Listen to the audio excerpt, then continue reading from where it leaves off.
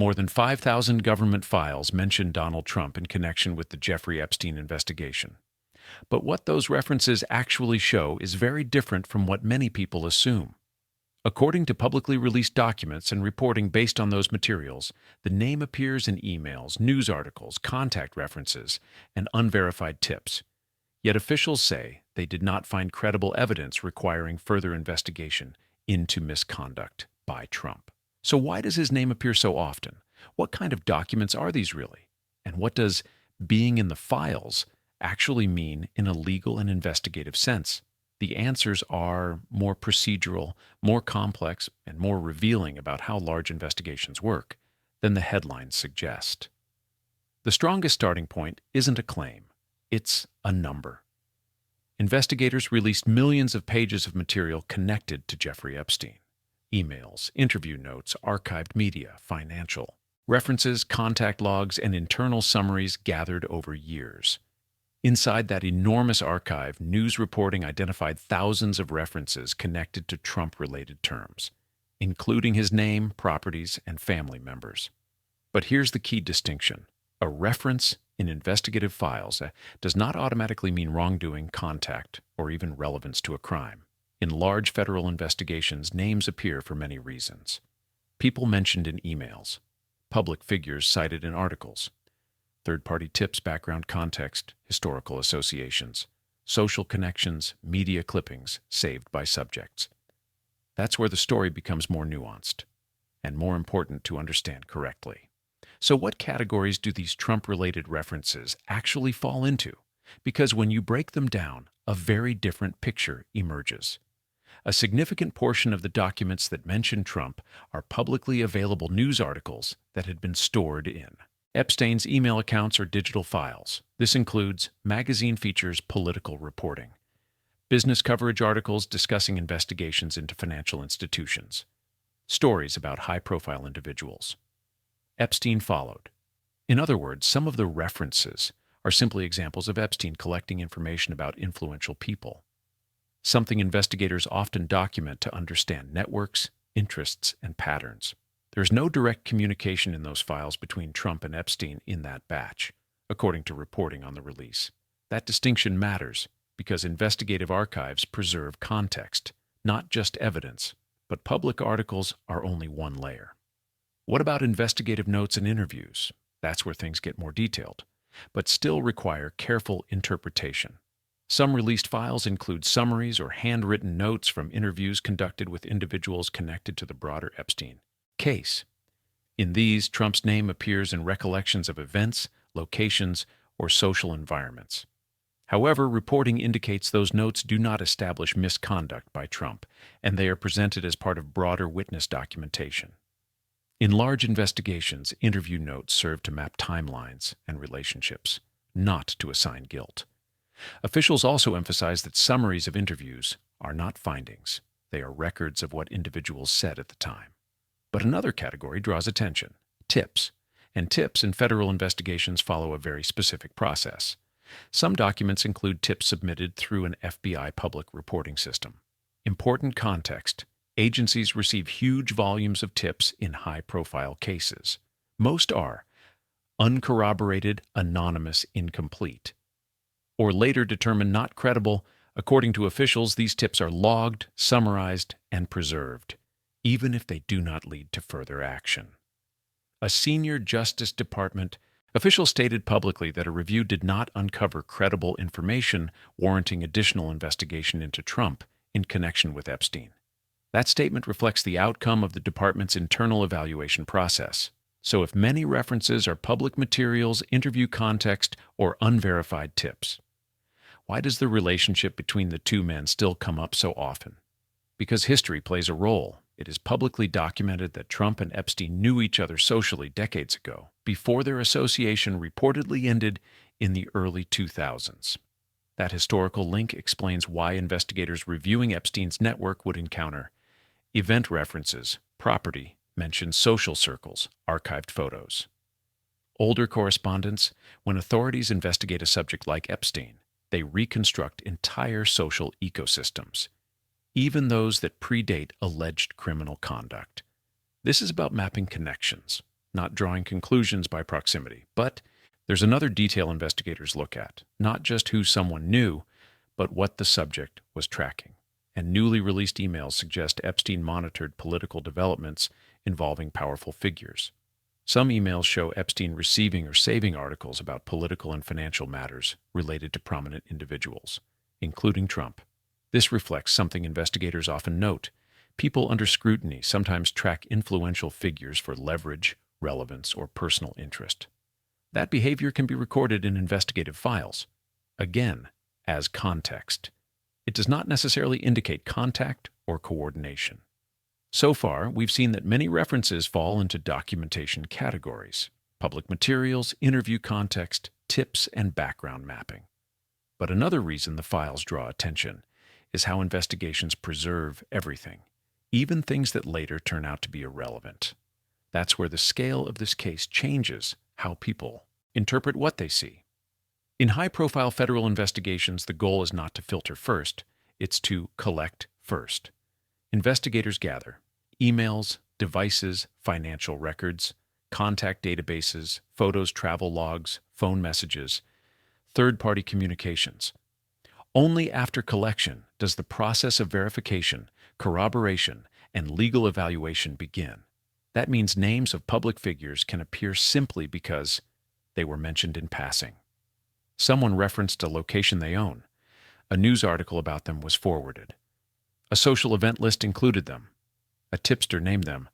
Documentation is not accusation. Preservation is not proof. That distinction is one of the most misunderstood parts of document releases. But there's another layer that shapes how people interpret these files: timing. Many of the records do not date back to the period when Trump and Epstein reportedly knew each other socially.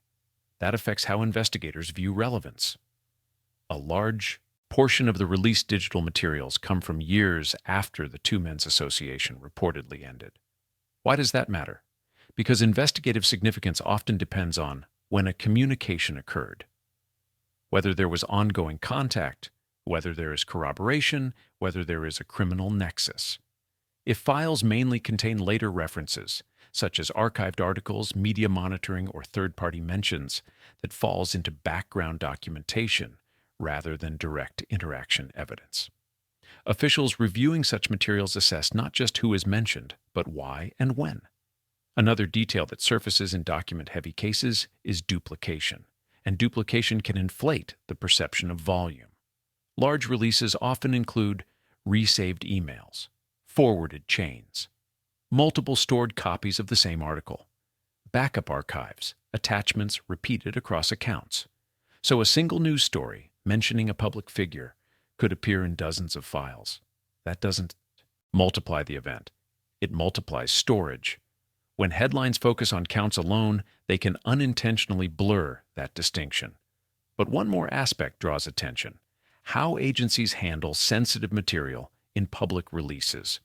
Redactions, removals, and reposting can create confusion. Some files were temporarily removed or edited before reposting. Agencies say redactions are typically used to protect privacy victims. Ongoing investigative techniques, non-relevant personal data. This is standard in public document releases. Redactions don't necessarily signal concealment of wrongdoing. They often reflect legal and ethical limits on disclosure. So at this point, the picture is less about a single allegation and more about how massive investigative archives are structured, which leads to a key question.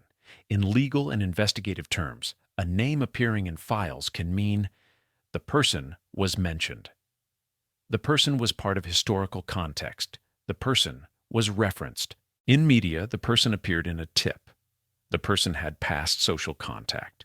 The subject tracked information about them. It does not automatically mean criminal involvement, direct communication, investigative targeting, evidence of wrongdoing. That's why officials emphasize outcomes of review, not raw document counts. But public interest in these files isn't only about one name, it's about understanding networks around powerful individuals and how those networks are examined. Investigators in cases like this build relationship maps. They look at social overlaps, event attendance, business connections, travel intersections, shared contacts. Most of these links are neutral. Some are coincidental. Some are historical. The purpose is to identify patterns, not to assign guilt by association. And when findings don't reach evidentiary thresholds, that becomes part of the official record too. Which brings us to the outcome officials described.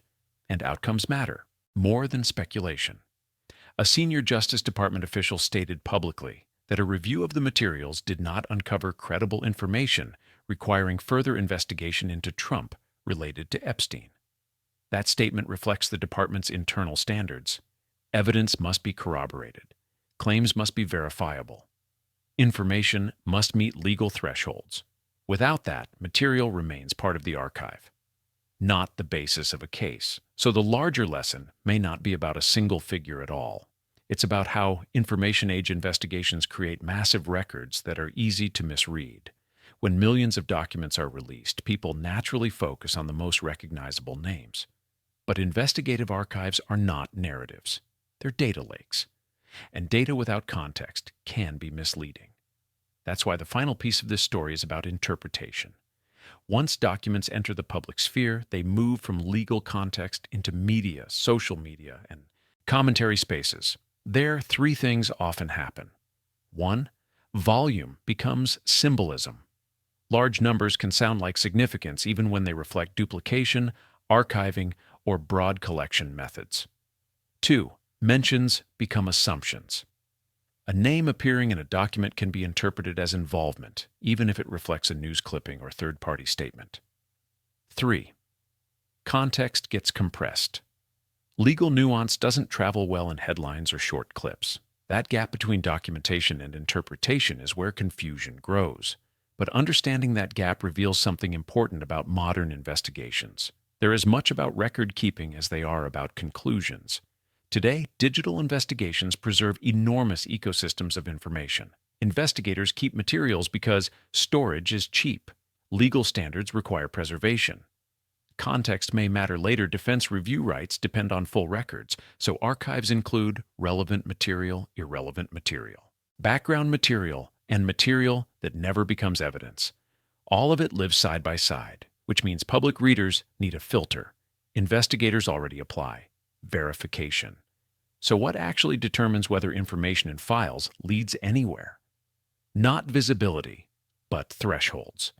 For information to move from file to formal action, it must meet standards such as independent corroboration, credible sourcing consistency, across evidence, legal relevance, investigative jurisdiction. If those aren't met, material remains archived but inactive.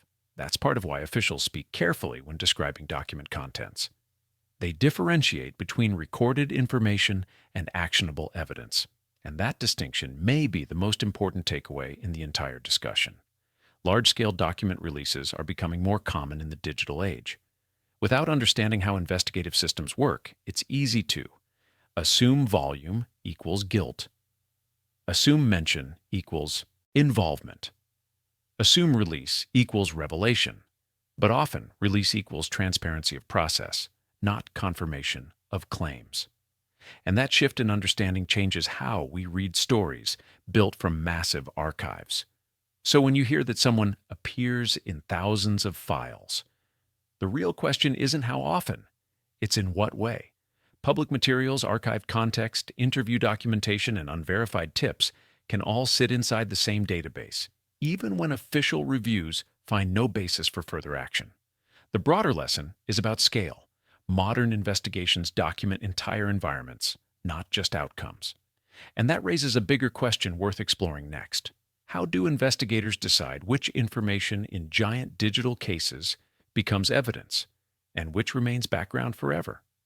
That process, the filtering, thresholds, and legal standards, is where the real story of modern investigations unfolds.